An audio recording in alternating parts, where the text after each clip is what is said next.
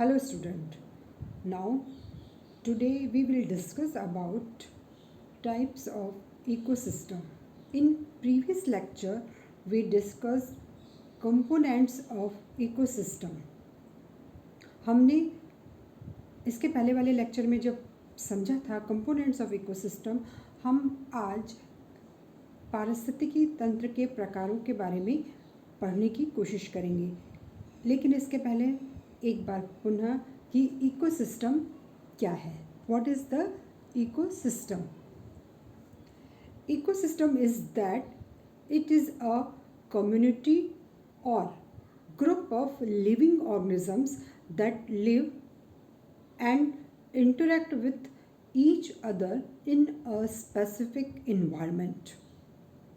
मतलब एक specific environment में जितने भी लिविंग ऑर्गेनिजम्स हैं वो आपस में एक दूसरे से इंटरेक्ट करते हैं।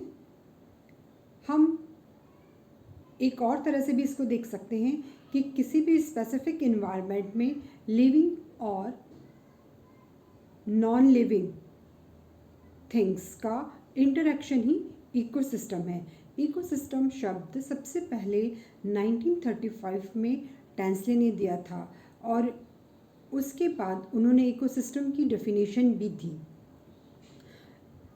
टेंसले के अकॉर्डिंग इकोसिस्टम की जो डेफिनेशन है उन्होंने बताया कि the system resulting from the integration of all living और non-living things of the specific environment। मतलब किसी भी स्पेसिफिक इन्वायरमेंट का लिविंग और नॉन लिविंग थिंग का जो इंटरेक्शन है वही इकोसिस्टम है। तो ये तो हमने डेफिनेशन देखी। अब हम इकोसिस्टम्स के प्रकार पढ़ने की कोशिश करेंगे। Types of ecosystem. ओरिजिन के आधार पर इकोसिस्टम को दो भागों में बांट सकते हैं। First one is natural ecosystem and second one is artificial ecosystem. Natural ecosystem में ऐसे इकोसिस्टम आएंगे जो कि धीरे धीरे अपने आप बने हैं, मतलब इसको किसी ने बनाया नहीं है, लेकिन धीरे धीरे लिविंग ऑर्गेनिजम्स और नॉन लिविंग थिंग्स सब आपस में इंटरेक्ट करते हुए विकसित हुए, डेवलप हुए और एक स्पेसिफिक एरिया में विकसित हुए, तो यहाँ पर एक इकोसिस्टम बन गया। लेकिन जो आर्टिफिशियल इकोसिस्टम है, यह जो कृत्रिम पारिस्थितिकी तंत्र है, ये मनुष्यों द्वारा बनाया जाता है। Artificial ecosystems are made by man. यह हम कह सकते हैं the artificial ecosystem engineered by man. ये मनुष्यों के द्वारा ही बनाया जाता है और उन्हीं के द्वारा फिर ये संचालित होगा। एक बार यदि ये जैसा डेवलप हो गया ये वैसे ही रहेगा। टेरेस्ट्रियल इकोसिस्टम को नेचुरल इकोसिस्टम को हम दो भागों में आराम से डिवाइड कर सकते हैं। First one is terrestrial ecosystem और दूसरा है एक्वेटिक इकोसिस्टम। टेरेस्ट्रियल इकोसिस्टम मतलब अर्थात स्थलीय, जो कि स्थल पर डेवलप होंगे। तो ये तीन प्रकार के। फर्स्ट वन, इसमें पहला है फॉरेस्ट इकोसिस्टम। जैसे आप सभी जानते हो कि जो जंगल है या फॉरेस्ट अपने आप में एक वेल डेवलप्ड इकोसिस्टम है। Second one is grassland ecosystem, घास का पारिस्थितिकी तंत्र। और तीसरा है डेजर्ट। तो डेजर्ट में भी जो है ये इकोसिस्टम बन जाता है। डेजर्ट दो प्रकार के होते हैं, कोल्ड डेजर्ट और हॉट डेजर्ट। हमारे राजस्थान में का जो है डेजर्ट वाला इकोसिस्टम है वो हॉट डेजर्ट में आएगा। राजस्थान का जो मरुस्थल है उसमें हॉट डेजर्ट इकोसिस्टम बहुत क्लियर देखने को मिलता है। फिर आपका सेकंड वन है एक्वेटिक इकोसिस्टम, जलीय पारिस्थितिकी तंत्र। ये भी दो प्रकार का है। इसमें एक है मैराइन इकोसिस्टम और दूसरा है fresh water ecosystem. Marine ecosystem समुद्र का पारिस्थितिकी तंत्र। अब देखो, जो फ्रेश वाटर का जो होगा और समुद्र का होगा ये बिल्कुल अलग अलग होंगे, क्योंकि जो समुद्र है, समुद्र के जीव जंतु और वहाँ का पानी, क्योंकि वहाँ का वाटर कैसा होता है, सॉल्टी, तो वहाँ की वेजिटेशन में, वहाँ के जीव जंतुओं में और जो फ्रेश वाटर इकोसिस्टम में पाए जाने वाले जो लिविंग ऑर्गेनिजम्स हैं ये बिल्कुल अलग अलग होंगे। फिर फ्रेश वाटर इकोसिस्टम भी दो प्रकार का होता है, एक है लैंटिक इकोसिस्टम और एक है लोटिक।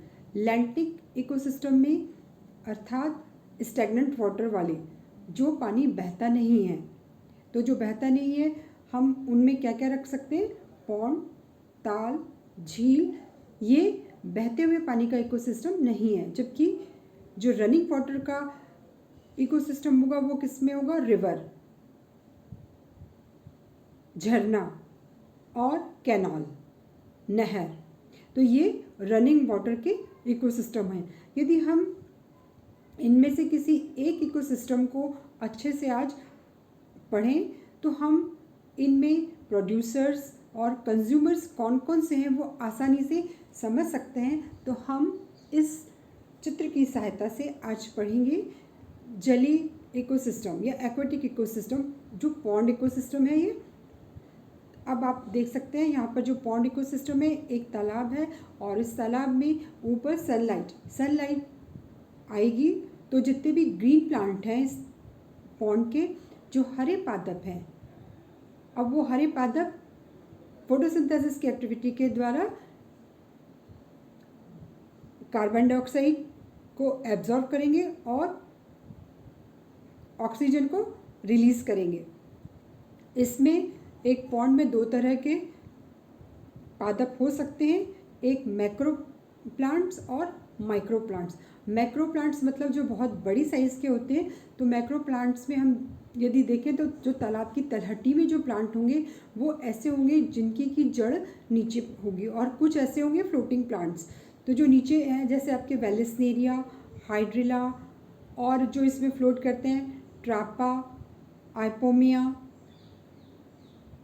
अब जैसे जैसे हम इसके किनारे की ओर चलते जाएंगे तो हमें यहाँ पर अलग तरह के प्लांट मिलेंगे, जैसे टाइफा, साइप्रस की कई स्पीशीज़।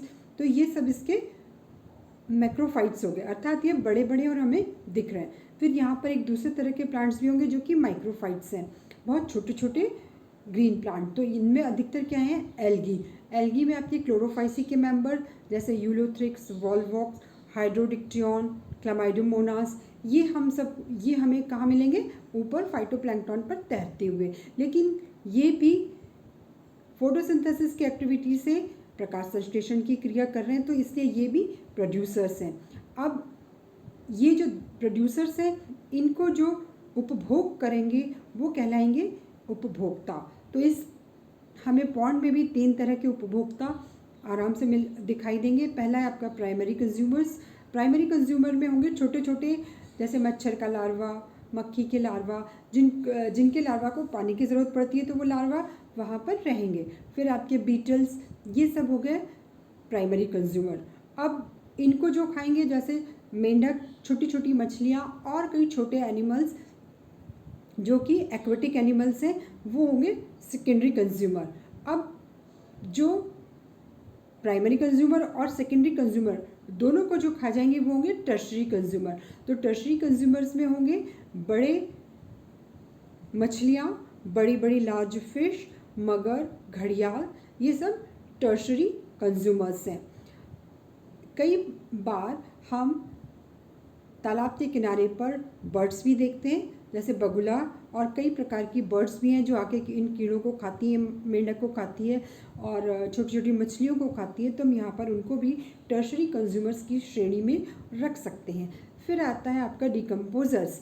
अब घटक, तो जो डिकम्पोजर्स हैं वो एक्वेटिक इकोसिस्टम में जल की तलहटी में कई तरह के मिलते हैं, कई तरह के बैक्टीरिया पाए जाएंगे और कई तरह की फंजाई पाई जाएंगी, जैसे एक्टिनोमाइसीटीज के बहुत से मेंबर्स तालाब की तलहटी में मिलते हैं। तो ये जो फंजाई हैं ये क्या करेंगी, ये डिकम्पोज करने का काम करेंगी, ये अपघटक का काम करेंगी, अर्थात डेड ग्रीन प्लांट्स और जितने भी कंज्यूमर्स हैं जो कि तालाब में डेड हो चुके हैं उनको डिकम्पोज करती है। तो ये बड़े बड़े केमिकल्स को छोटे छोटे केमिकल्स में बदलकर उस पूरे इकोसिस्टम को, एक्वेटिक इकोसिस्टम को माइक्रोन्यूट्रिएंट्स और मैक्रोन्यूट्रिएंट्स देने का काम करते हैं।